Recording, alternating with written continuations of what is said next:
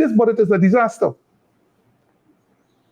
And its disaster is magnified because this is an election year. That was former Minister of Finance Winston Jordan speaking on Nation Watch as he added his voice to a long list of critics following the presentation of the 2025 national budget. The $1.3 trillion budget, according to Jordan, clearly ignores the woes of the poor and working class citizens.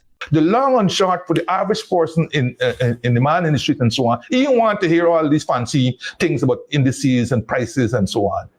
What he is facing, right, food on the table, and what he is facing is a brutal set of price increases day in and day out.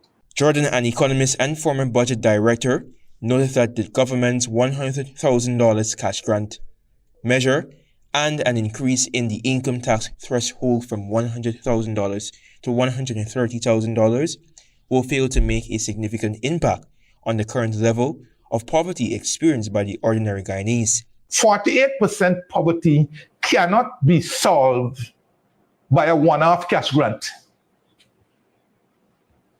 48% poverty cannot be solved by an increase in the threshold from $100,000 to $130,000. This year, the government has allocated $9 billion to address the escalating cost of living.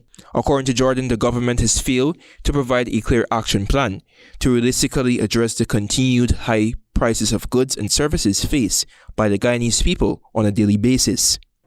Poverty has to be solved ultimately by long-term policies,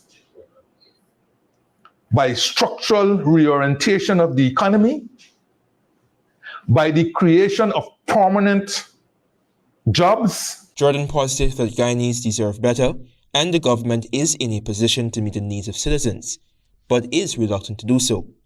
Antonio Day reporting for the HGP Nightly News.